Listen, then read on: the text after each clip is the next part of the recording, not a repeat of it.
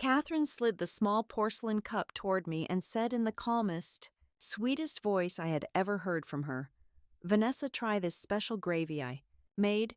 It was the way she said it that froze something in my chest.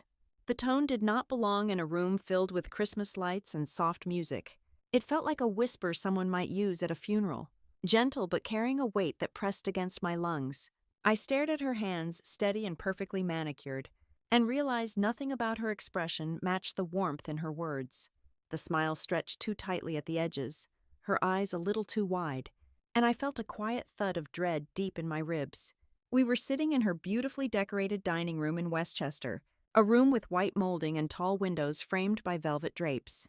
It was the kind of room that made me sit straighter and breathe shallower, as if the air itself expected better posture. The table was set for three plates of identical steak, 3 neat spoonfuls of mashed potatoes, 3 small piles of bright green asparagus, and in front of each place setting sat a porcelain gravy cup trimmed with tiny, painted holly leaves. Mine was the one she kept nudging closer each time I shifted.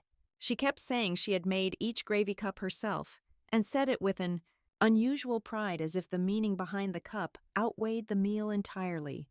From the moment I walked in the house, I felt something beneath the surface, like the air was holding its breath. I looked toward Thomas sitting on my right. He was always quiet, always polite in a way that felt practiced. But that night he was different. His attention was not on me. It was on my gravy cup. His gaze stayed locked on it with an intensity that had my stomach tightening. He did not look at his own cup. He did not glance at Catherine's smiling and circling conversation back to family forgiveness and new beginnings. His eyes stayed on my cup in a fixed, almost desperate way. There was a strange moment where I became aware that people might one day hear this story. It flickered through me unexpectedly as I watched Thomas stare at that cup. I wondered where someone might be listening. Maybe at their kitchen table, maybe on a walk, maybe while cooking dinner or sitting alone in their living room. So if you are here with me now, tell me what you are doing as you listen. Because on the night everything changed, I was sitting in a dining room that never felt like mine, pretending to be part of a family I no longer trusted, not knowing my life was about to split into a before and an after. The steak smelled warm and familiar, but the air around me felt dense, almost humid, like the house itself had stopped breathing. Catherine lifted her wine glass and talked about a fresh start, about coming together the way Mom would have wanted. She said Christmas was the perfect moment to rebuild, but there were never any good old times to go back to, not between her and me. She was the eldest, the perfect one, the daughter who moved with confidence and certainty. I was the youngest, the one Mom protected, the one Catherine claimed had been spoiled, the one she said never had to work as hard. Hearing her speak with such deliberate sweetness felt like watching a stranger, wearing the face of my sister. She set down her glass and leaned forward slightly. Her fingers touched my gravy cup again, pushing it one more inch toward me. My heart gave a slow, hard beat, the kind that made my vision narrow for a moment. I reached for my napkin instead of the cup, using the motion to buy time. My hand felt cold and tense. I told myself to breathe evenly, to keep my shoulders loose, to pretend that nothing inside me had shifted. Catherine talked about Mom, about how much she missed her, about how she wished we could find our way back to being real sisters again. Her eyes never matched the softness in her voice. They were bright and sharp, darting between my face and the gravy cup. I told her I needed a fresh napkin and stood from my chair. It was only a few steps to the sideboard, but something happened as I moved. Thomas's face tightened. His hand wrapped harder around his fork. Catherine paused mid-sentence and looked at me with a sudden stillness. Their eyes were too focused, their attention too sharp. It was as if me standing up disrupted something they had planned. I reached the sideboard, lifted a napkin, and felt a cold, clear certainty settle in my chest. It was not fear. It was clarity, the kind that slows everything down and sharpens every detail. I knew I had only one chance to react. Thinking would make me doubt myself, and doubt could kill me. I turned my body slightly so I was between them and the table. My shoulder hid my hands. My fingers moved quickly and quietly. I slid my gravy cup toward Thomas's plate and replaced it with his. The cups were identical. Same porcelain, same holly leaves, same weight. No sound, no spill, no reason for anyone to notice. The motion took less than a second, a soft whisper against the tablecloth. When I lowered myself back into my seat, Both of them were still watching me. Catherine's smile had not changed, but it no longer reached her eyes. Thomas was pale, gripping his fork like he needed it to anchor him. I offered a small, polite smile. She asked if I was all right. I said yes, I just needed a napkin. She exhaled softly as if relieved. Thomas picked up his knife, but his hand trembled faintly. Catherine reached for her wine again, fingers brushing the stem of the glass, hesitating just long enough for me to catch it. They were nervous, and their nervousness fed something inside me that felt dark and steady. I picked up my fork and cut into my steak. I took a small bite without touching the gravy. Catherine immediately encouraged me to try it. She said she had worked hard on it. She said mine was special. Her voice wavered slightly, a tiny tremble beneath the syrup. I nodded but did not touch the cup. Thomas, maybe trying to keep the moment from collapsing, reached for his gravy cup. He did not look down. He poured the contents over his steak in a slow, even stream. Catherine did not see it. Her eyes were locked on me. Minutes passed, each one pressing against my chest. The house was quiet, except for the scrape of utensils on plates and the faint hum of holiday music drifting down from the living room. I glanced at the clock without meaning to. 10 minutes. 15. 20. Catherine made a joke about how quiet I was and asked if something was wrong. I smiled and shook my head, taking another small bite of steak. Then 25 minutes. Then somewhere between 28 and 29. Thomas blinked slowly like his eyelids had grown heavy. He pressed his hand to his forehead. His fork slipped from his fingers. A bead of sweat formed along his temple. He looked confused, disoriented. He tried to speak, but his voice slurred, soft and uneven. He touched his lips and whispered that they felt numb. Catherine froze. For a moment, she just stared at him, as if her mind refused to accept what she was seeing. Then panic shattered her expression. She jumped from her chair and rushed to his side. She kept calling his name louder and louder as he tried to stand but sank back into his seat with a groan. He clutched his stomach. His breath came in short bursts. His eyes lost focus. I sat perfectly still. Catherine screamed for me to help. Her voice cracked with fear. I reached for my phone with calm hands and told her I would call 911. The steadiness in my voice startled even me. She stared at me like she was seeing someone she had never known. I gave the operator the address. Catherine kept asking what was happening, why he was reacting like this. What could possibly be wrong? But her eyes told the truth. She already knew. And she could see something in my face, too. Something that terrified her. When the call ended, silence fell heavy around us. Catherine looked at the table, at the 3 plates, at the 3 identical cups, then back at me. I saw her replaying every moment, every breath, every shift, realizing too late that I had already understood. The sirens grew louder, faint at first, then closer. She whispered my name, barely able to get the sound out. I looked at her without anger, without fear, without any need to explain what she already understood. And in that moment, something inside me hardened and settled. I knew right then that my family had stepped into a place we would never return from. But the truth is that the road to that moment had started months earlier, long before Christmas night, long before the sirens and the shaking hands and the look Catherine gave me, when the paramedics burst into the dining room. It started 6 months after Mom passed away in the summer of 2024, on a quiet morning that was supposed to be about healing but instead opened a wound I did not even know was still there. Mom died in early June, on a soft, warm day when the hydrangeas outside her window were just beginning to open. I remember the moment they told me she was gone.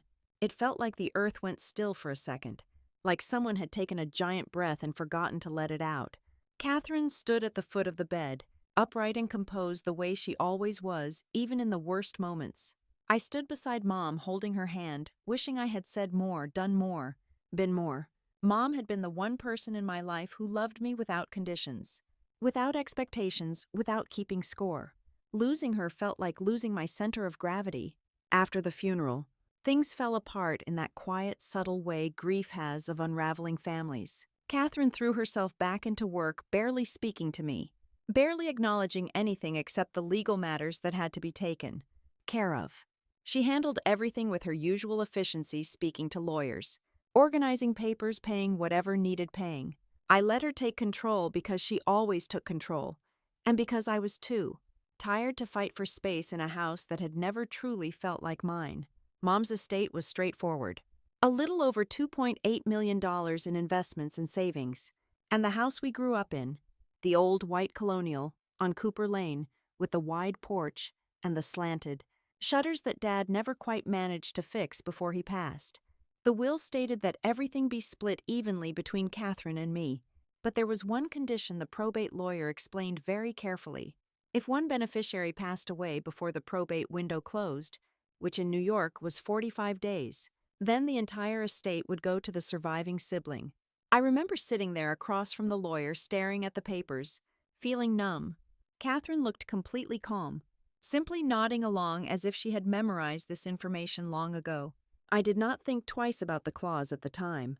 It sounded like standard legal language meant to simplify things. But now thinking back, I can see how Catherine's eyes flickered toward me when the lawyer said the words "if one beneficiary dies." It was quick, barely noticeable. But I remember it now with a strange cold clarity. The weeks after Mom's funeral passed slowly. I went back to teaching my class of third graders in the fall. Kids have a way of reminding you that life keeps moving, no matter how stuck you feel. They would hand me drawings with uneven hearts and sparkly stickers and ask me if I wanted to hear about their weekend. Their small, eager faces pulled me back into the present even when I felt lost. Catherine and I barely spoke. We exchanged short texts about legal paperwork and nothing else. She told me she was busy, told me she needed space, and told me she was exhausted. I tried to give her room because grief looks different on everyone. Part of me hoped that time would soften the distance between us, but instead the silence grew heavier. One memory kept circling back to me during that time. I was maybe 12 years old, sitting at the kitchen table working on homework, when Catherine walked in after getting some award at school. Mom hugged her tightly, beaming with pride, and I clapped along because that is what little sisters do. But later that night when Mom was helping me study for a spelling test, Catherine said under her breath, so quietly Mom could not hear Mom always, "Chooses you." I did not understand what she meant then. But now as an adult, I can see the shadows that line created between us, slowly deepening year after year. 6 months passed without a real conversation. Then one Friday morning in early December of 2024, my phone rang while I was cleaning up glitter glue after a class art project. I almost did not answer because Catherine's name on the screen felt heavy in a way I could not explain. But something in me said I should pick up. When I heard her voice, I almost did not recognize it. It was softer, thinner, threaded with something that sounded like regret. She said she wanted to talk. She said she missed me. She said Mom would not want us to stay distant like this. I remember leaning against my desk, clutching the phone a little too tightly. I asked how she was. She said she had been reflecting a lot. She said she wanted us to start over. She apologized for pulling away, for shutting me out, for letting stress get the better of her. Then she said she wanted to have me over for Christmas dinner, just the three of us like when we were younger. And she mentioned something else, something that landed in my stomach like a small drop of ice. She said she was going to make the special gravy I used to love when we were kids. That was odd for several reasons, but the biggest one was simple. Catherine never cooked when we were growing up. Not once. I was the one who stood beside Mom at the stove, learning how to whisk gravy without burning it. Catherine always claimed she did not have the patience for it, so hearing her say she would make it herself felt strange, out of place. Rehearsed even. I laughed a little and told her I did not remember loving any special gravy as a child. She insisted I did. Her voice tightened slightly, almost defensive, like correcting me was important for reasons I could not understand. She told me she wanted to rebuild our relationship. She said the year had been hard on her. She said she realized how much family meant. I wanted to believe her so badly. I wanted to believe that the distance between us was just grief, not resentment, not something darker. We talked for almost half an hour, which was longer than any conversation we had had in years. Each time I thought we were wrapping up, she found another reason to keep me on the line. She sounded different from the Catherine I had known since childhood. Not cold and sharp, but warm in a way that did not feel entirely natural. Like she was trying on a new version of herself. When I hung up, I sat there in my empty classroom, surrounded by construction paper snowmen, feeling both hopeful and uneasy. Part of me was thrilled at the idea that maybe we were finally going to heal. Another part whispered that something was off. Something small and subtle that I could not put my finger on. But when you want to believe someone you love, you learn to ignore the quiet warnings your body tries to give you. For the next 2 weeks, I found myself thinking about that upcoming dinner, more than I wanted to. I tried to picture Catherine in her kitchen whisking gravy the way Mom used to, but the image would not come together. I tried to remember moments from our childhood where Catherine cooked anything, at all, and I came up empty. But then I told myself that people change, that grief can change them even more. It felt cruel not to give her the chance she was asking for. A few days before Christmas, she called again to confirm the time. Her voice sounded brighter, almost excited. She kept saying how much it meant to her that I was coming. She said she wanted Christmas to be a fresh start. I asked if she needed me to bring anything, and she insisted everything was taken care of. She said she had put a lot of thought into the meal. She made a point to mention the gravy again, saying she had perfected the recipe. Something inside me tensed when she said that, though I tried to brush it off. I told myself that I was overthinking, that grief had made both of us strange, that maybe she just wanted things to feel special. She ended the call by saying she was looking forward to seeing me, and there was this softness in her voice that made me smile despite the nerves twisting in my stomach. On the morning of Christmas Eve, I drove to the old family house and sat in the driveway for a few minutes. Before going in to water the plants and check the mail, the house had been empty since summer except for my visits. Walking through it always stirred memories I was not ready for. The sound of Mom humming as she cooked. The way Dad would grumble while fixing something that did not really need fixing. The warmth that used to fill every room. I stood in the kitchen running my hand over the edge of the counter, remembering Mom teaching me how to make gravy properly. She would say gently that patience was the key, that you could not rush the roux, that the whisking had to be constant. Catherine would roll her eyes and say she did not see the point in learning something so messy. Thinking of that memory made the uneasiness return in a slow, steady wave. But I still told myself to go. I told myself that rebuilding with Catherine was worth one dinner, worth pushing past my discomfort. I told myself that family deserved effort even when things were complicated. When Christmas afternoon arrived, I found myself standing in front of my closet wondering what to wear, as if clothing could fix anything. I chose a simple navy sweater and dark jeans, something comfortable but not too casual. I wanted to look open to reconciliation, not guarded. I put on a necklace Mom had given me years ago, hoping it might bring me some small sense of grounding. I left my apartment early, thinking I might stop by the cemetery for a moment before heading to Westchester. But when I reached the highway, traffic was heavy and I knew I would not have time. I whispered a quiet apology to Mom anyway and kept driving. The sky was pale blue with streaks of faint winter sunlight when I turned onto Catherine's street. Her house looked beautiful from the outside, decorated with white lights and a wreath that matched the ones Mom used to make. It should have felt inviting, but instead it felt like stepping towards something unknown. The kind of unknown that makes your breath sit heavy in your chest. I parked by the curb and sat still for a long moment. My hands were resting on the steering wheel but felt strangely numb. A part of me whispered that I should leave, that whatever waited inside was not what it seemed. But the other part, the part that still believed in the possibility of family, told me I owed it to both of us to walk through the front door. So I inhaled slowly, pressed my palms against my thighs, and told myself I could handle one dinner. I could handle Catherine. I could handle whatever emotions surfaced.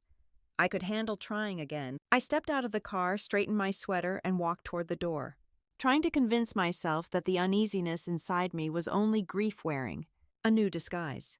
But the moment I crossed the threshold of Catherine's house, the air shifted in a way I could feel on my skin.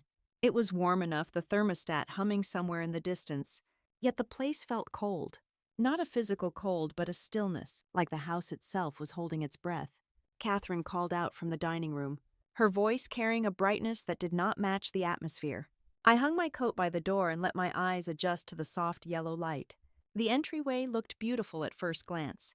Fresh garland wrapped along the staircase, a glittering bowl of silver ornaments on the console table, a candle burning something that should have smelled comforting, maybe pine or vanilla, but somehow did not. As I stepped farther inside, I noticed the details that beauty could not cover. A stack of unopened mail sat on a table beside the stairs, envelopes marked with thin red print that I recognized instantly as overdue. Statements. A thicker envelope at the bottom had the bank name printed across it in bold letters. I felt something prickle in the back of my mind. Catherine was meticulous. Catherine opened every piece of mail within minutes of receiving it. Catherine did not let things pile up. I walked down the hallway slowly, letting my fingertips brush the wall the way I used to when we were kids. The house felt too quiet for a holiday. It reminded me of the waiting rooms in hospitals where people pretend everything is fine while something terrible hangs in the air. When I reached the dining room, I found Thomas standing by the bar cart, vigorously stirring something in a crystal glass.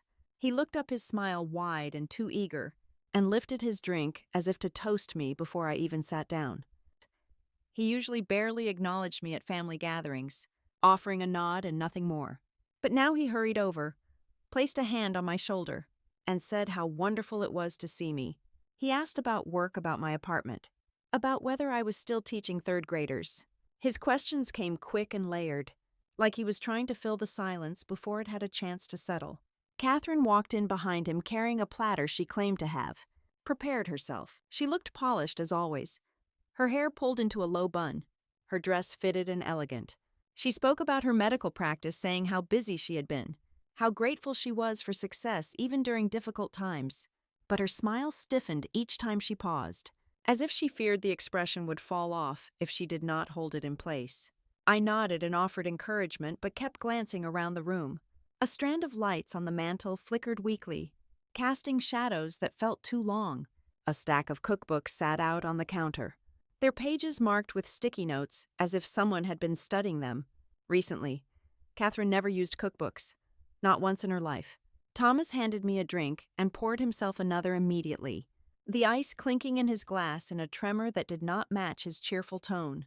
He kept topping off his drink each time he set it down.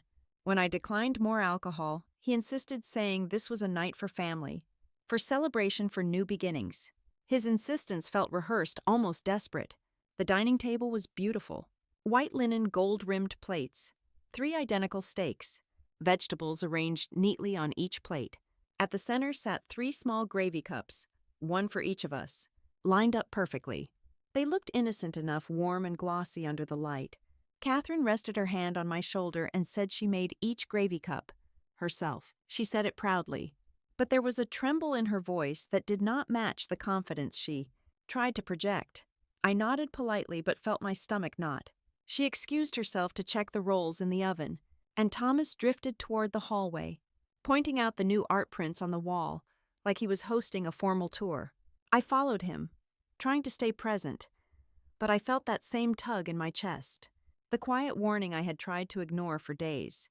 When Thomas walked back toward the bar to refill his drink once again, I stepped down the wrong hallway. At least it seemed wrong at first.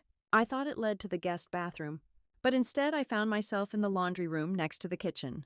I reached for the light switch and flicked it on. The brightness revealed a room far less polished than the rest of the house.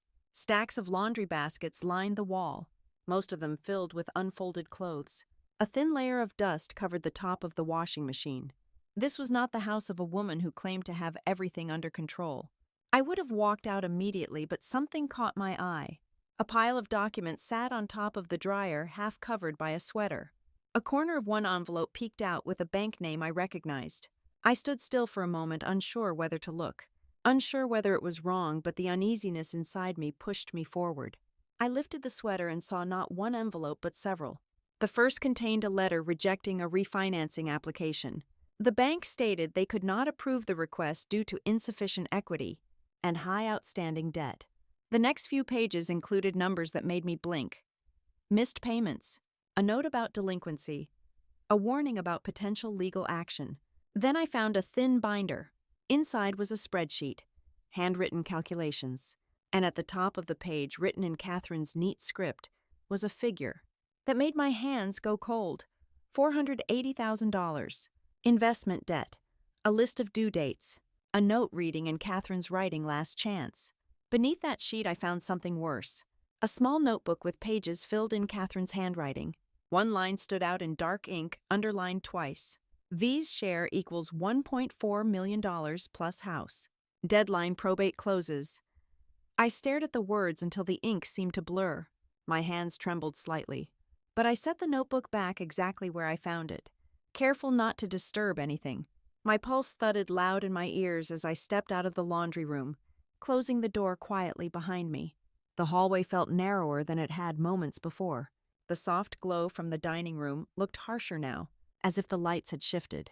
I walked back toward the table and reminded myself to breathe. My heart was pounding with a slow, heavy rhythm that made me aware of every step. When I returned, Thomas stood near the table holding his drink. He looked at me with a smile that was just a fraction too tight.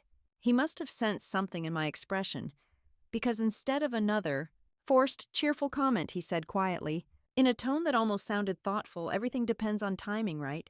The words slid through the air between us. My throat tightened.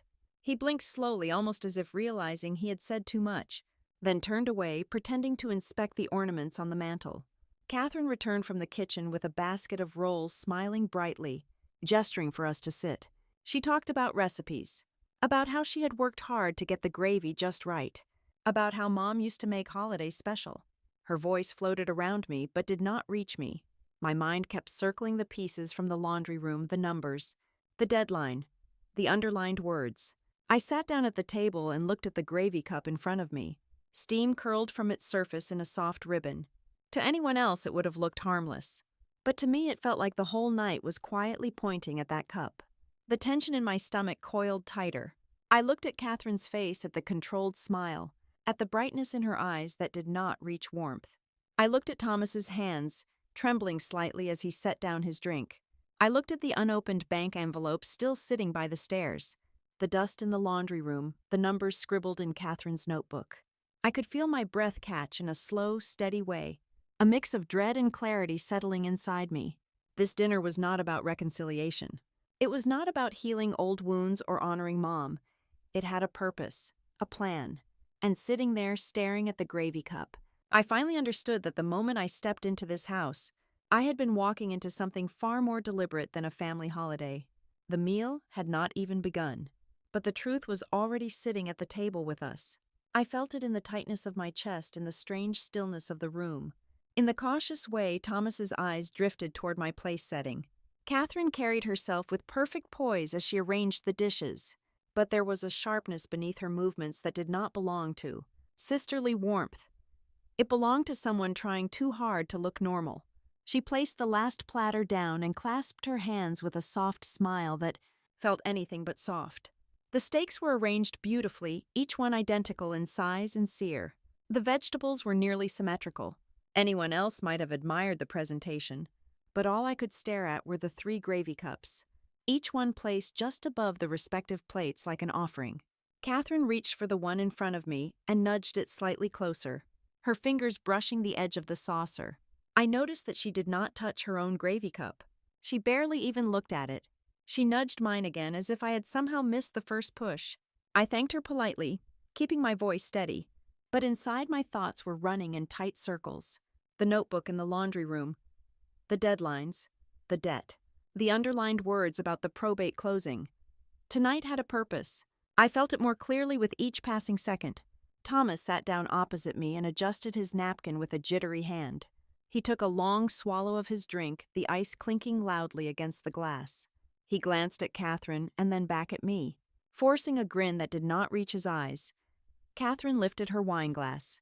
She spoke about Mom, how much she missed her, how this holiday felt like a chance to bring the family together again. Her voice wavered only once when she mentioned Mom. The rest of her expression remained perfectly arranged. I picked up my fork but did not lift it. Instead, my gaze drifted to the gravy cup again. Steam curled up in a thin ribbon, swirling and fading into the air. It looked harmless, warm, familiar even. But something inside me recoiled each time I looked at it. Catherine noticed. She tilted her head slightly, a gesture she had used on me since childhood whenever she felt superior.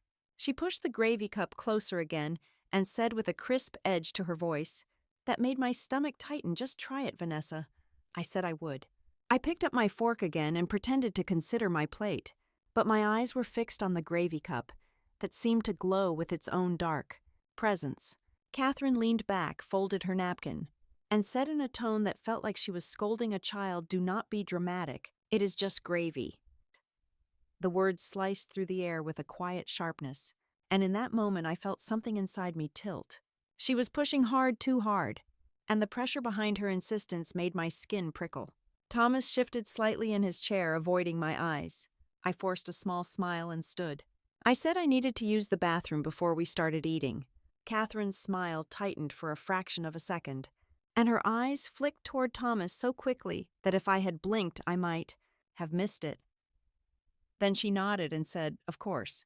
I walked down the hallway, my pulse thudding steady and heavy.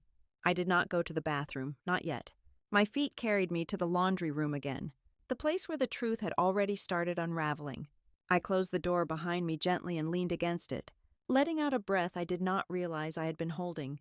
My hands were shaking with a small, persistent tremor. I tried to steady them but could not. I heard faint voices from the kitchen. They were not loud, but the quiet of the house carried them just enough for me to catch pieces. I moved closer to the door, pressing my shoulder to the frame, careful not to make a sound. Thomas said something low, the words soft, almost muffled. I could not catch the first part. Then I heard Catherine sharper, her voice strained with frustration, something that will not show up right away. I froze. My breath stuck in my throat as I strained to hear more. Thomas's voice rose slightly and I caught only fragments. We just needed it to look natural. Then Catherine again. The words hitting like small, heavy blows. The lawyer said it would, if she is gone before the probate closes. My pulse roared in my ears. The edges of my vision went tight for a moment. I pressed my hand against the dryer to steady myself. Gone.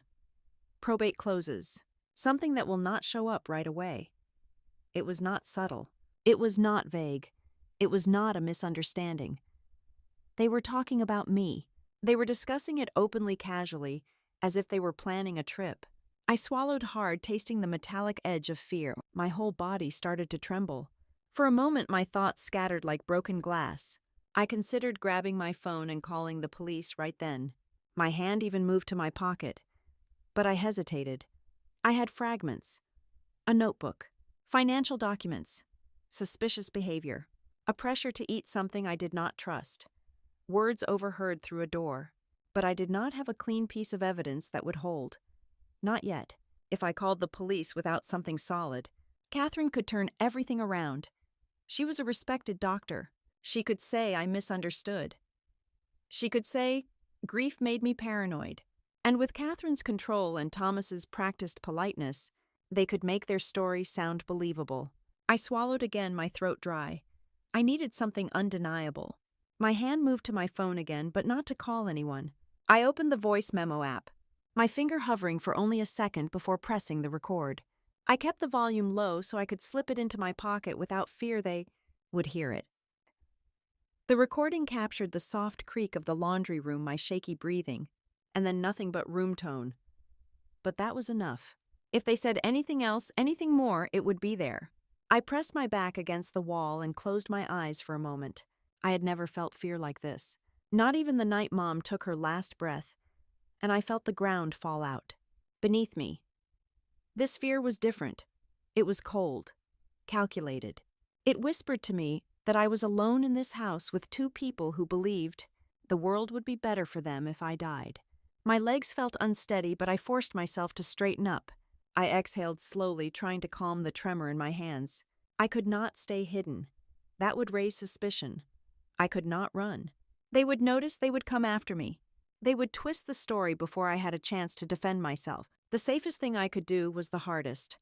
I had to go back. I opened the door quietly and stepped into the hallway. My heartbeat thudded in a steady rhythm that felt too loud, like it might echo through the walls. The kitchen light spilled faintly across the floorboards as I walked toward the dining room. I kept my expression steady, smoothing my features into something calm, something believable. Catherine glanced up as I approached. Her smile snapped back into place, instantly warm and polished. Thomas sat up straighter, pushing his drink away like he suddenly remembered manners he never had before. I took my seat again, folded my napkin into my lap, and kept my phone angled so the microphone pointed toward the two of them.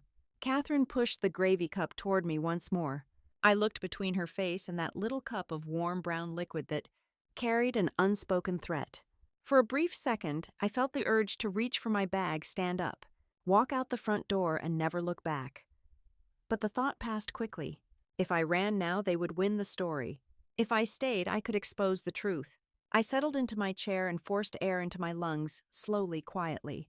Then I looked at Catherine and Thomas and made the most terrifying decision of my life. I chose to stay. Those words kept echoing in my mind as I settled back into my chair, folding my napkin into my lap with hands I willed to be steady. I felt the weight of Catherine's gaze almost immediately sharp and expectant, like she was waiting for me to reach for the gravy cup she had nudged toward. Me yet again. My heartbeat thudded beneath my sweater. A slow, heavy pulse that made my whole chest feel tight. But my face remained calm. It had to. I reached into my bag and pulled out my phone, shifting my expression into one of mild surprise as if a thought had just struck me. I said softly that I needed to call my principal, that something about tomorrow's class slipped my mind. It was the kind of excuse no one would question, not even Catherine. Especially not Catherine, who always assumed my world revolved around school schedules and lesson plans. She hesitated, her brow tightening for a breath before smoothing back out. She forced a smile and nodded. Of course, take your time. Her voice sounded overly sweet, dipped in the same artificial concern she had used all evening. I rose from my chair, keeping my movements unhurried. I stepped into the hallway, lifting the phone to my ear even though no call was made. I kept my voice low, murmuring nonsense to no one, just enough to maintain the illusion. The important thing was that Catherine and Thomas believed I was distracted, preoccupied, harmless. As I spoke quietly into the phone that held no one on the other end, I glanced back toward the dining room. Catherine turned away from the table, reaching toward the kitchen to check on something. Thomas followed her with his glass, asking if she wanted more wine. Their backs were to me. My pulse kicked up again. That same electric jolt that sparked through me in the laundry room when I heard them talk about things that would not show up right away, about probate, about making it look natural. My body moved before my mind could talk me out of it. I stepped back toward the dining room quietly, the kind of careful movement I had once used as a child when sneaking cookies from the pantry while Mom napped in the living room. My breath stayed shallow, my heartbeat steadying into a rhythm that felt more like focus than fear. The table looked the same. 3 steaks, 3 sets of vegetables, 3 soft ribbons of steam rising from the 3 identical gravy cups. They were so perfectly matched that I almost doubted myself for a split second. But only one mattered. The one Catherine kept nudging. The one that had been placed in front of me from the moment she set the table. I slipped behind my chair and adjusted my napkin with my left hand, still murmuring into the phone. My right hand moved quickly, smoothly. Practiced not by experience but by necessity. I lifted my gravy cup just a fraction and slid it across the table toward, Thomas's place. Then I drew his cup back toward my plate, with a small, gentle motion that did not disturb a single sound. The cups clinked softly against their saucers, barely audible and not suspicious in a house full of soft noises. The cups were identical in size, color, and temperature. Nothing about the switch stood out. To anyone watching, nothing had changed at all. I set down my phone, ending the fake call, and returned to my seat as if nothing happened. Catherine turned back toward the table at that moment, wiping her hands on a towel, her expression composed again. Thomas followed her, his glass sloshing slightly as he walked. Neither of them glanced at the gravy cups. Neither of them saw the small, quiet shift that had rolled the evening onto a new track. We resumed dinner as if the air had not thickened with secrets. Catherine began cutting her steak carefully, taking small, elegant bites, always maintaining the posture she had perfected over years of insisting her life looked flawless. Thomas sprinkled salt over his vegetables, humming lightly in a way that felt forced. I lifted a piece of steak to my mouth, tasting the meat without the gravy, chewing slowly as I watched them from beneath lowered lashes. Catherine's eyes darted to me constantly, following every motion I made. She did not look at Thomas. She did not look at her own food. She only watched me, waiting, measuring. Her fingers twitched in small gestures each time I lifted my fork but stopped. Short of reaching for the gravy, she made a small sound of impatience after a few minutes. Her smile slipped just a little as she said she hoped I liked the meal and that it would mean a lot to her if I tried the gravy she had worked so hard on. Her voice took on that tone again, the same tone she had used when we were children and she wanted me to follow, her lead. It was the tone she used when she believed she had all the control. I nodded politely and told her I would just needing a moment. Thomas shifted in his seat. I noticed the slight tremor in his hand as he reached for his own gravy cup. Except it was not his anymore. My stomach tightened as I watched him lift it. He swirled it once out of habit, then spooned some over his steak. The thick brown gravy slid across the top, soaking into the seared surface. Catherine continued watching me, not looking at him at all. I lifted my fork but kept my eyes on the plate without moving to take a bite. I cut another small piece of steak without gravy, letting Catherine think I was preparing to indulge her request. My hands stayed steady, but inside I felt the tremor of something sharp and cold. Not guilt. Something else. A realization that their plan was unraveling and they did not know it yet. Thomas lifted his fork, speared a piece of steak that glistened with the gravy meant for me, and placed it into his mouth. He chewed without hesitation, swallowed, and reached again for more. He did not notice the switch. He did not pause. He simply ate. Catherine kept her gaze locked on me, her eyes narrowing each time I avoided touching my gravy. She did not see her husband scoop another spoonful and drizzle it over his food.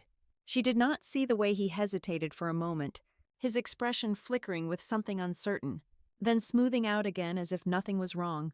I took another bite of plain steak, letting the flavor ground me, steady me. My chest loosened slightly with each passing second. I was not safe. Not completely, but I was no longer powerless. That mattered more than anything.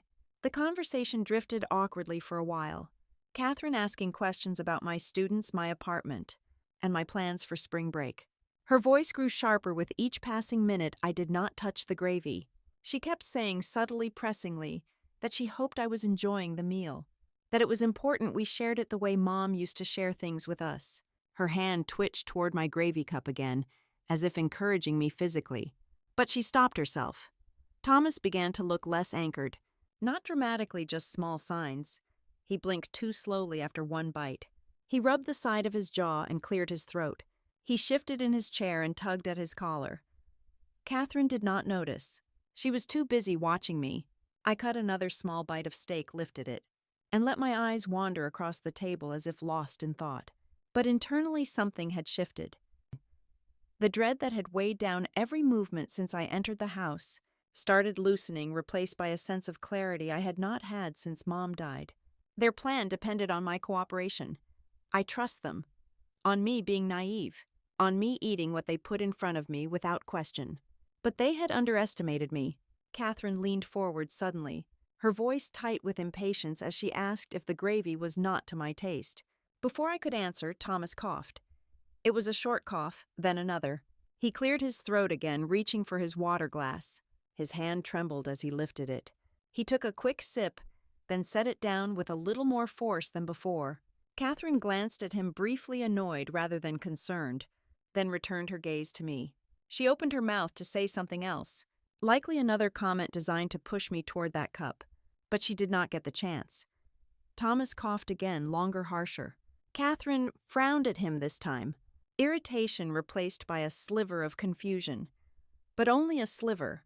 I watched him, my breathing slow, steady, and it hit me in a quite deliberate way. The plan they had so carefully crafted was turning back on them. I did not know what would happen next, not exactly, but the shift had already begun.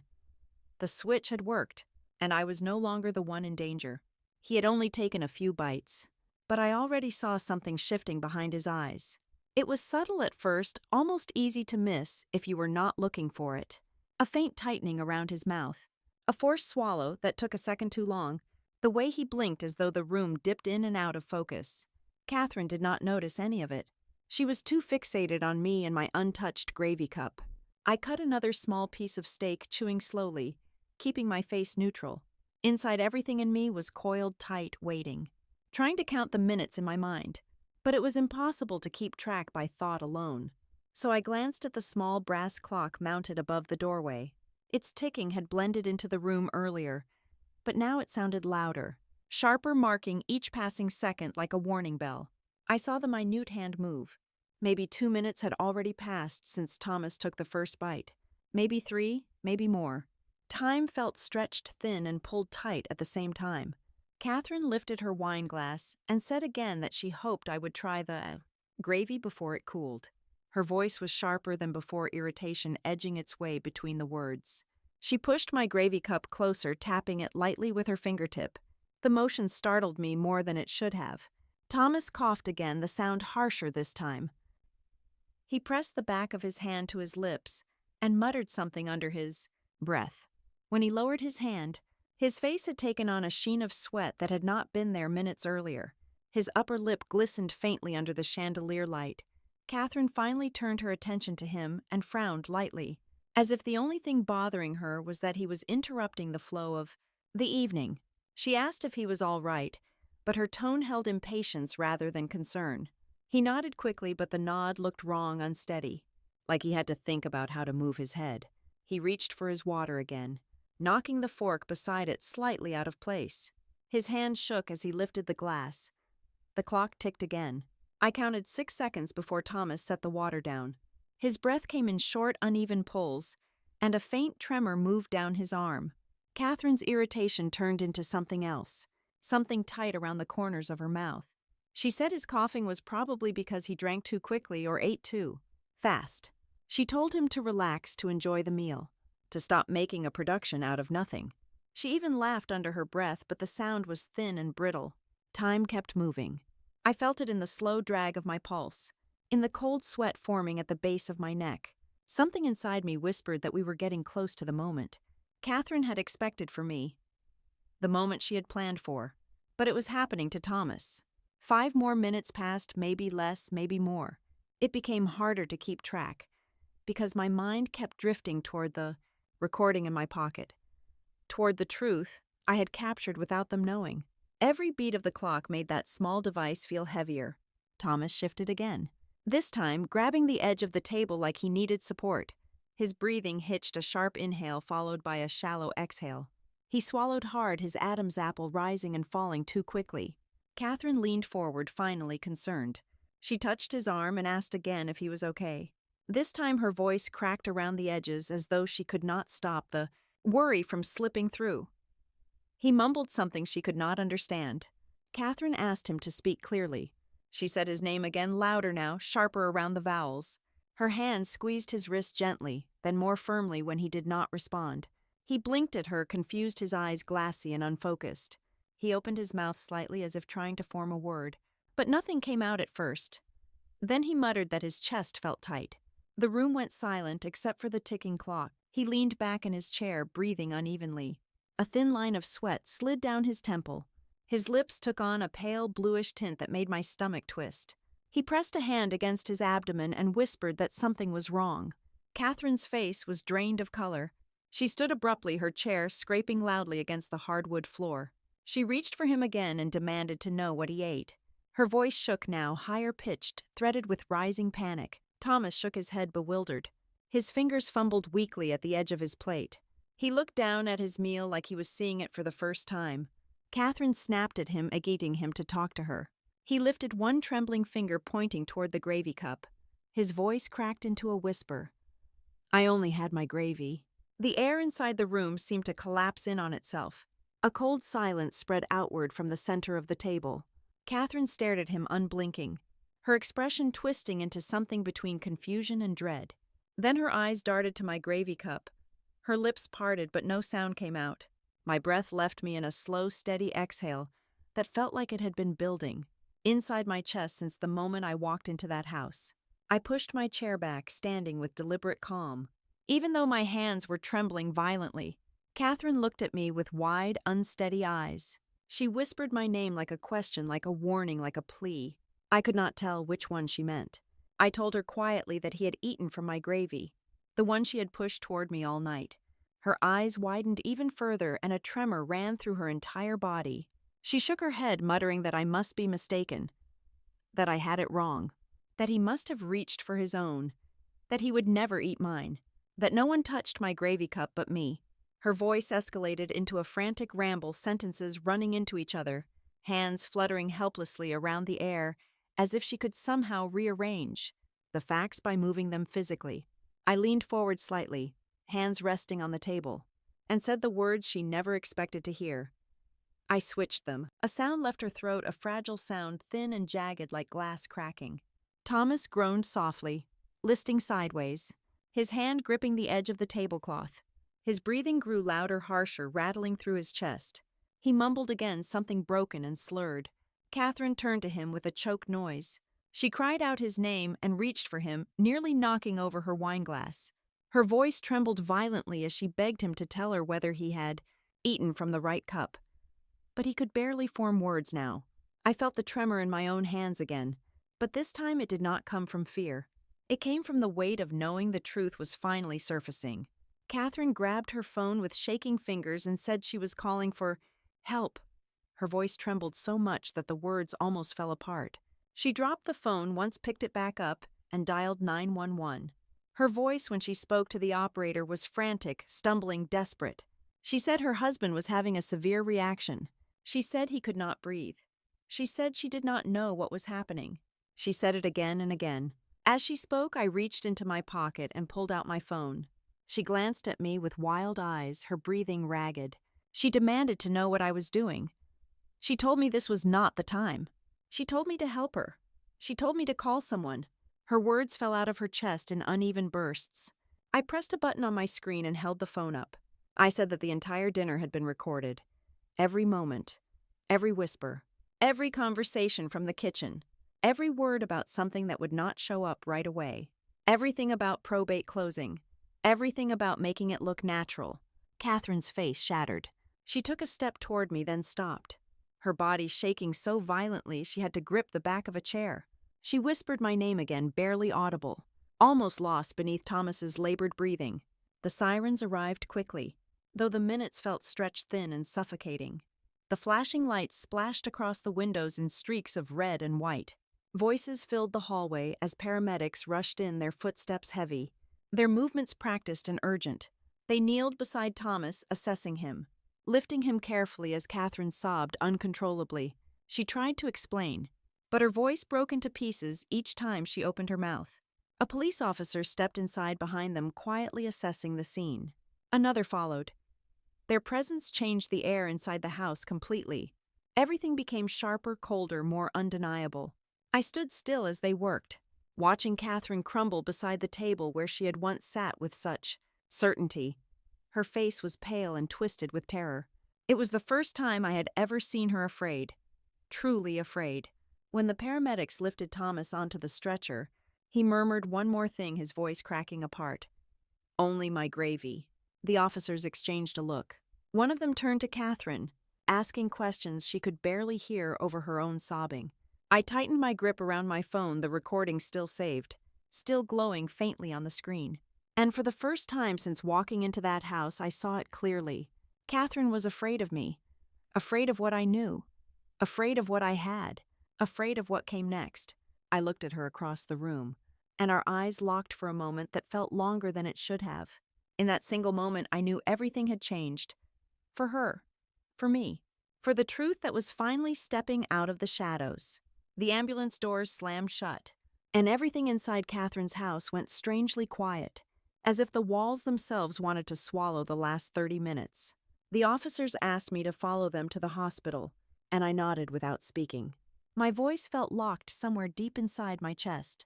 Catherine stood frozen in the middle of the dining room, her hands shaking violently, her face wet and streaked with tears she did not bother to wipe away. She looked at me as if hoping I would undo what had happened, as if I could rewind the night to a place where her decisions had not destroyed everything. But I did not look away. I owed myself that. I followed the police to the hospital in my car. Gripping the steering wheel so tightly, I bruised the base of my thumbs. The drive felt endless, even though it could not have been more than 15 minutes. Every traffic light felt like a moment suspended in air. Every passing street lamp like a reminder that my life had split into this moment Catherine told me to try that special gravy she made. When I reached the emergency entrance, the air hit me with the sterile coldness only hospitals have, that mix of disinfectant quiet panic and fluorescent lighting humming from somewhere above. The officers walked me inside while another car pulled up behind us. Catherine stepped out, her body folding forward as she sobbed into her hands. An officer steadied her before escorting her through a different set of doors. Inside, the hospital lights were sharp, bright enough to sting my eyes. I felt exposed even though no one was looking directly at me. A nurse directed the officers to a waiting room while Thomas was taken straight into trauma care. I sat down folding my hands in my lap. My fingers would not stop shaking. A cup of water appeared in front of me, but I barely tasted it. I stared at the far wall until the colors blurred together. The fluorescent lights buzzed above me, a steady, anxious hum. It was more than an hour before someone finally spoke my name. A doctor approached, still wearing gloves, his expression tight and professional. He asked if I was family, and I said yes. He looked at me carefully before explaining that Thomas was alive. Stabilized for now, but the toxins had caused significant damage. His kidneys had suffered what he called irreversible compromise. He would need long-term treatment. Maybe dialysis, maybe worse. I nodded slowly, absorbing the words one by one until they settled in my stomach like stones. Alive, but changed forever. Alive, but only because I switched the cups. The realization made me feel both steady and unsteady at the same time. It made my breath slow, then shudder. The doctor asked if I had eaten the gravy. I said no. He asked why. I hesitated, but the officer standing beside me spoke first, telling him I had reason to believe something was wrong. I met the doctor's eyes then, and for the first time that night, someone looked at me not with suspicion or panic, but with something closer to respect. Another officer approached and said they needed a statement. I followed him down a long hallway past curtained rooms and murmured voices. Everything felt muted, like the hospital existed in a separate world from the one I had lived in. Earlier that evening, in the small interview room, I told them everything. I told them about Catherine pushing the gravy toward me again and again. I told them about Thomas's behavior. I told them about the notebook in the laundry room, the deadlines, the numbers. I told them about probate closing, about overhearing Catherine in the kitchen talking about making something look natural. And then I handed them my phone. They listened to the recording, their faces sharpening with each passing second. One officer leaned forward, elbows on the table, listening so intensely it looked like he forgot to blink. When the recording ended, he exhaled slowly, a soft sound that felt like the room tilting. They asked if I had ever known my sister to speak that way. I said no. Then they asked if I knew about the debt. I said no again. They asked if I believed Catherine intended to harm me, and I said yes. It was the easiest answer of the night. While they reviewed the recording, another officer stepped out to make a call. When he returned, he said the EMTs had reported suspicious symptoms consistent with toxic ingestion. That triggered an immediate request for a search warrant. A judge approved it within minutes. I sat in the waiting room again as officers moved in and out of the hospital, speaking into radios, coordinating the next steps. The world outside kept going. Phones rang. Nurses walked briskly down the hall. The lights kept buzzing overhead. I did not cry. Not once. I expected to. I thought the moment someone else took control of the situation, all the fear and shock and disbelief would rush out of me in some uncontrollable flood. But instead, everything inside me felt strangely steady, like a string had pulled taut and then stilled. About another hour passed before an officer approached me again. He said detectives were at Catherine's house. They had already begun searching the kitchen, especially the spice cabinets. When he said spice cabinets, I felt the faintest tremor move through my fingertips.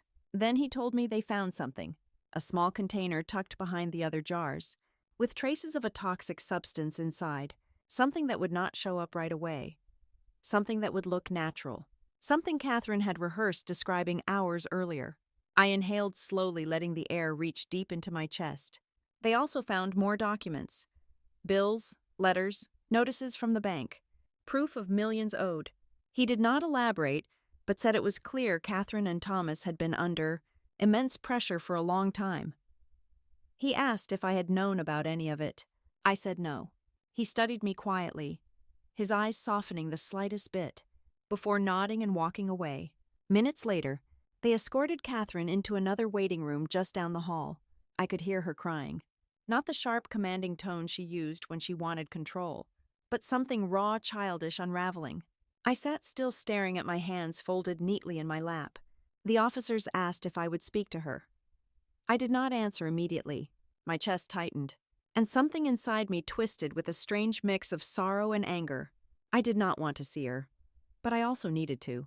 They led me into the room where she sat hunched forward, her elbows on her knees, her hair falling out of its careful bun. She looked up when I entered, her face streaked with tears, her mascara smudged like bruises around her eyes. She reached out instinctively as if expecting comfort. I did not move closer. Her voice cracked as she spoke. She said she never meant for things to go this far. She said she was drowning. She said the debt was suffocating her. She said Thomas had made mistakes and they were desperate. She said they felt cornered. She said that I did not need the money, not the way she did. She said I lived simply, that I was fine, that I did not even like the house. That mom always gave me more love, that she always chose me. Her voice broke again when she said that part. I listened, but I did not step forward. I told her she could have asked for help. I told her I would have tried. I told her I never wanted her to suffer. I told her I never would have let her lose her home. I told her there were 100 ways she could have reached out.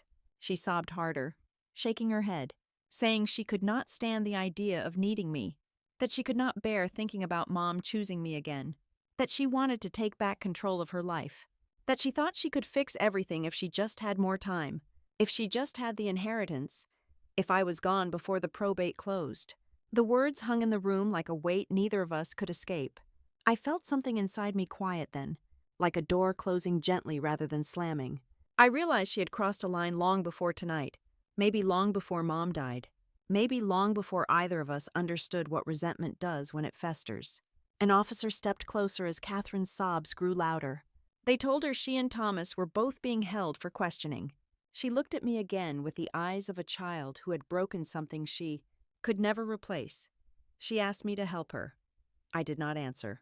They escorted her out of the room, her body trembling, her voice fading into the hallway. I stood alone for a moment, letting the quiet settle around me like dust. A detective approached with paperwork. He asked for my signature on the official statement. I took the pen and signed my name slowly, carefully, the ink gliding across the paper with an ease that felt almost strange. I handed it back and looked down at my hands. They were steady. Not once did I cry. I handed the detective my signed statement and looked down at my hands, steady for the first time since stepping into Catherine's house. I did not cry. I thought the tears might come later, maybe when I got home. Maybe when everything stopped moving long enough for the reality to sink in. But nothing came. Only a quiet, heavy acceptance. The kind that grows roots inside you. 3 months passed before the court date arrived. Winter slipped into early spring, the snow thawing into long, thin streams that ran down the gutters outside my apartment. I went back to teaching, back to routines that grounded me. The kids were loud and lively, a good kind of noise that kept me from thinking too hard about everything else. Some mornings I woke up feeling almost normal. Other mornings I lay still in bed staring at the ceiling, wondering how my life had shifted so violently in one evening. The prosecutor called me several times over those months, walking me through what to expect. They said the case was unusual only in how clean the evidence was. They had the recording, they had the notebook, they had the financial records and the toxicology report. They had the contents of the spice cabinet. They had the statements from the EMTs. They had Catherine's own words recorded in the hospital hallway. And they had Thomas, who survived but could no longer hide behind the quiet composure he once wore. His kidneys were permanently damaged, and his career as a financial consultant was gone for good. When detectives questioned him, everything cracked wide open. He confirmed that he and Catherine were drowning in debt. He said he felt cornered. He said Catherine believed the only way out was through inheritance. He said he went along with it. He said they chose the method carefully because they needed something that would not show up right away, something that could be attributed to an underlying medical issue, something that would not raise suspicion, something that would let them inherit before probate closed. He did not blame Catherine entirely. He did not blame me either. He blamed desperation. That was the word he used over and over. Desperation. When the court date finally came, the courthouse in White Plains felt colder than it should have been for early March. I took a seat in the third row behind the prosecution, folding my hands tightly in my lap, reminding myself to breathe. The courtroom lights hummed softly, casting everything in a harsh brightness that made it hard to focus on anything except what was directly in front of me. Catherine entered wearing a pale gray suit that hung on her like it belonged to someone else. Her hair was pulled back, but not in the polished, neat way she once wore it. The bun looked rushed, uneven. She looked smaller somehow, shrunken inside herself. She did not look at me. Not once. She kept her eyes on the table in front of her, her fingers twitching slightly. Thomas sat beside his attorney, his face drawn, pale, exhausted. He looked older than I remembered. He did not look like the man who once greeted me at Christmas dinner with forced cheer and trembling hands holding a drink he did not need. He looked like someone who had lived through something he could not fully comprehend. When the judge entered, the room shifted into that heavy silence courtrooms are known for. I listened steady but guarded. As the prosecution laid out the case piece by piece, they started with the probate timeline, explaining how Mom's estate of $2.8 million plus the family home was still in the process of closing when the incident occurred. They explained the 45-day window, the condition written into the will that if one sibling died before probate closed, the entire estate would automatically go to the surviving sibling. Then they moved to motive. They detailed the financial records, the $480,000 in investment debt, the second mortgage payments Catherine and Thomas had defaulted on, the bank's threat of possible foreclosure, the withdrawal attempts that failed, the rejected refinancing applications. They presented Thomas's medical records as proof of toxin exposure. The toxicologist explained exactly what had been found in his bloodstream and exactly how it had entered through ingestion. The prosecutor walked the jury through the audio recording. When Catherine's voice echoed through the speakers, saying something that will not show up right away, and the lawyer said it would look natural. And if she is gone before probate closes, a cold hush spreads through the room. I watched the jurors as they listened. Some leaned forward with their jaws tight. Others shook their heads, slowly, disbelief etched into their features. One woman put a hand over her mouth like she needed to steady herself. Then they introduced the notebook. The prosecutor held it up carefully, showing the jury the page where Catherine had written V's share equals $1.4 million plus house. Deadline probate closes. The handwriting was unmistakable. Stark, intentional.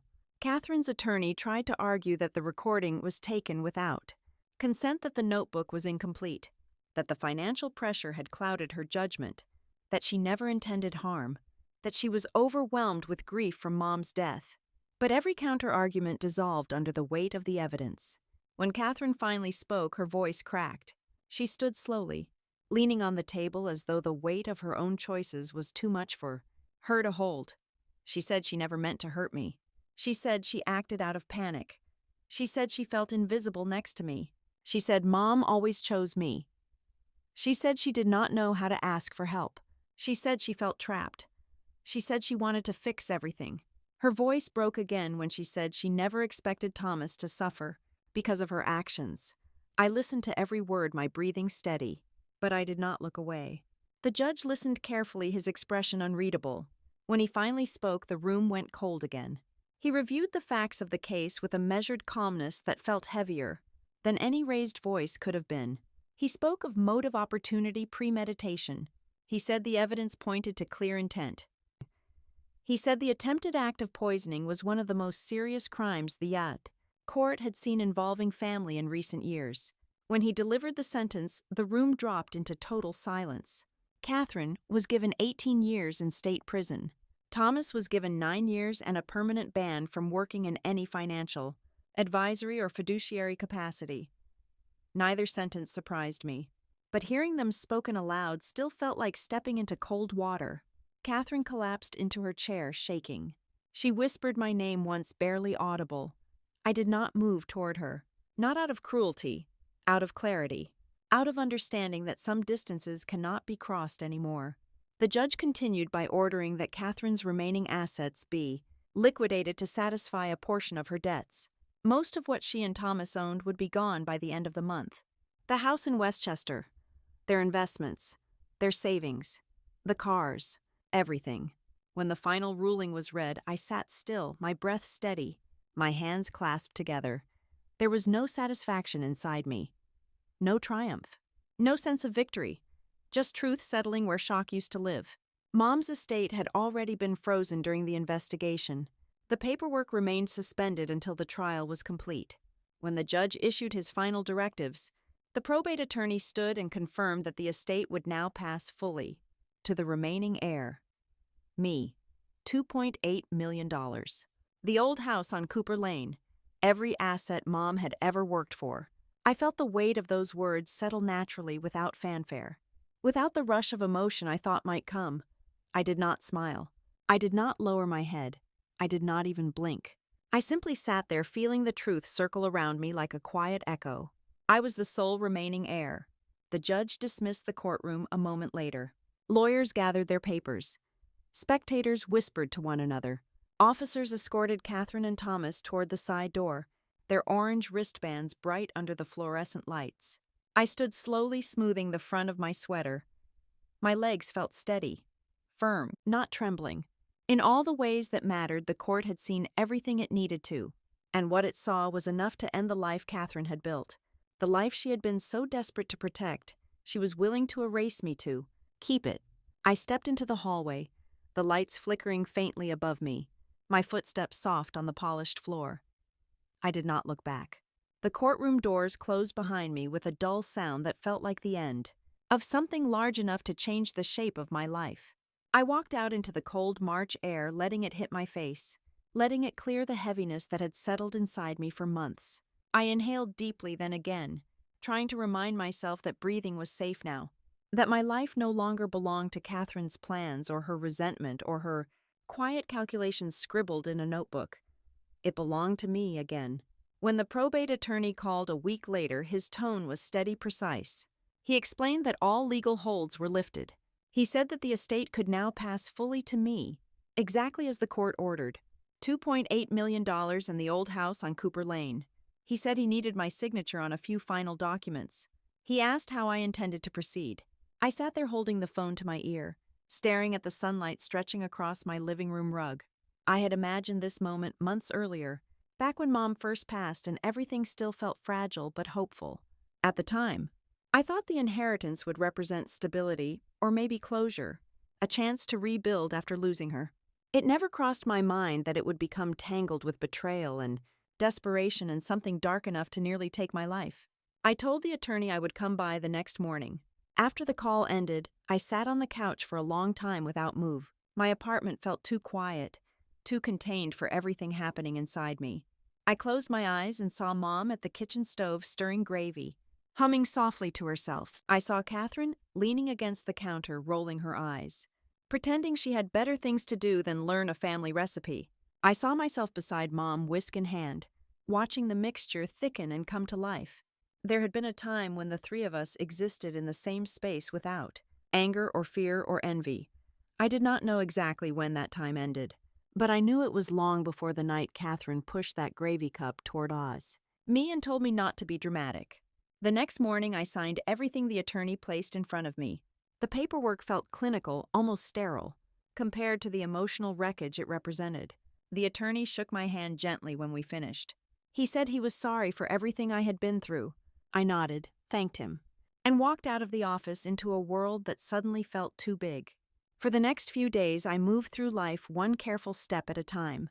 I went to work. I prepared lessons. I talked to my students. I ran errands. I made meals in silence. But underneath each routine, there was a hum of something new.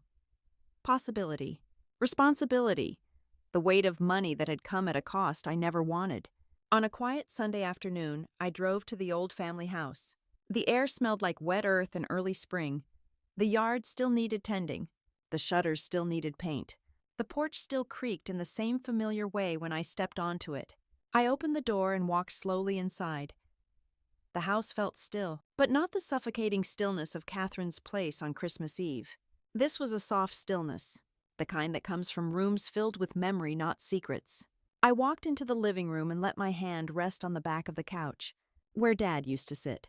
I moved into the kitchen, touching the edge of the counter where Mom once taught me how to whisk gravy. I walked up the stairs, running my fingers along the railing the way I did as a child. I stood in my old bedroom doorway. The wallpaper was faded. The window looked out onto the same street I once watched friends ride their bikes down. I breathed slowly, letting each part of the house settle inside me again. That night, I sat at the dining table with my laptop open and a notebook beside me. I began writing ideas, plans, purposes. How to honor Mom's memory in a way that felt steady and meaningful. How to use what she left behind to do something she would have been proud of. I wanted to bring something good into the world where something terrible had tried to grow. By midnight, I had a plan. The first thing I did was call an attorney who specialized in charitable trusts. With his guidance, I created an education fund in Mom's name, a trust designed to support children from low-income families in Westchester County. Scholarships, school supplies, tutoring, enrichment programs. A way to give kids something she always believed in. A way for her presence to continue quietly in the background of their lives. When the trust was finalized, I stared at the document with her name printed across the top. Margaret Hunt Education Trust. My chest tightened, but not with pain. With something closer to peace. The second thing I did was something I had wrestled with for weeks before, finally deciding. Catherine and Thomas still owed money. They owed people I did not want to deal with. People who would not forget the debt simply because Catherine was in prison. And even though they had chosen to harm me, even though the court had punished them, even though I felt no obligation to rescue them from their own choices, I knew I could not ignore the danger lurking outside their sentences. So I paid a portion of the outstanding debt. Not for them, not to help them, not to relieve their suffering. I did it to close a door, to cut ties with people who might have sought retribution, to make sure no loose thread remained that could one day land at my feet. It was not forgiveness, it was protection. For myself, for my students, for the family name that Mom once carried with such quiet dignity. When the payments were processed, the attorney handling the debt asked if I wanted confirmation letters. I said yes. I kept them in a folder marked simply finished. The third thing I did was claim the old house on Cooper Lane. Not to sell it, not to turn it into an investment. I wanted to keep it exactly as it was. Mom's rose bushes, Dad's old shelves, the kitchen where everything happened, the memories held in the plaster and wood. I planned to restore the house slowly, one room at a time, not out of nostalgia, but out of a kind of gratitude I could not express any other way. Everyone thinks revenge is about destruction. I used to think that too. But standing in that house, I realized my revenge had nothing to do with hurting Catherine. It had nothing to do with making her suffer or reminding her of what she lost. My revenge was simpler and quieter. It was making sure the damage stopped with me. It was building something good in the place where she tried to leave nothing. Standing. It was choosing life and purpose over bitterness. It was walking away from the darkness she tried to pull me into.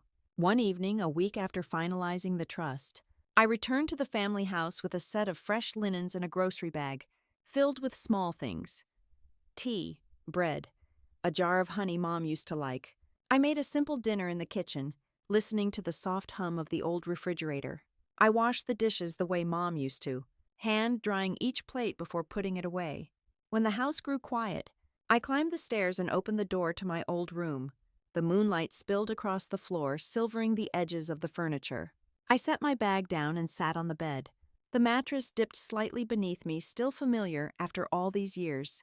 I lay back, slowly resting my head on the pillow, gazing at the ceiling where shadows shifted softly in the moonlight. I closed my eyes and let the quiet settle around me. For the first time in a long time, I felt safe.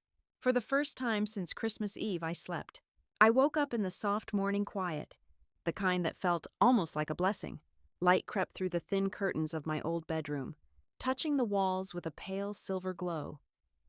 For a moment, I forgot where I was. Then I smelled the faint trace of lavender from the drawer where Mom kept her linens, and it all came back. The house, the inheritance, the trial, the truth, and the final, steady peace that had settled in my chest after months of fear and uncertainty. I lay there for a minute, listening to the silence of the house that raised me. It no longer felt haunted or heavy. It felt reclaimed. It felt like a place that had seen the worst of what people could do, but still stood anyway, patient and steadfast. I sat up slowly, letting my feet touch the old wooden floor, and I knew exactly where I needed to go. By mid-morning, I was driving along the winding road toward the cemetery on Willow Ridge. The sky was an odd mix of soft blue and drifting clouds, the kind of day that seemed made for remembering. I parked beneath the same oak tree where we had all stood 6 months earlier, when we laid Mom to rest. The wind brushed through the branches overhead, making them sway gently like they were greeting me. I stepped out of the car and walked toward her headstone, each step connecting me to the ground beneath me. Her grave was simple like she always wanted. Her name, her birth year, the year she left us, and one short line she had chosen long before she died. Love quietly, live bravely. I sank down onto the grass in front of her grave, folding my hands in my lap as if I were sitting at her kitchen table again, waiting for her to pour me tea. The breeze carried the faint scent of soil and spring beginning to wake up. "Mom," I whispered, though I knew my voice barely made a sound. "I am still here. I am still standing. And I wanted you to know that I finally understand what you meant all those years when you told me that love was something you give with intention, not something you let people use against you." I looked at the stone and felt a slow ache building behind my ribs, a mix of missing her and wishing she could see what had happened, wishing she could tell me whether she saw any of it coming. I wanted to ask her if she ever suspected Catherine's resentment had grown into something dangerous, or if she simply hoped time would soften it. I placed my hand flat against the grass. "I hope you know I tried," I said. "I tried to forgive. I tried to keep our family whole. But there was a point where trying became a way of letting myself disappear, and I could not disappear for someone who wanted me gone." A small gust of wind lifted a few leaves across the ground, brushing them past my knee. I watched them drift and settle before speaking again. "I am not angry anymore," I said. "Not in the way I was that night when I saw Thomas collapse and realized what Catherine had planned. I am not numb either. I am something in between, something steady. Something that refuses to be shaped by her choices." I felt a tightness loosen inside me as I said the words. It was not forgiveness.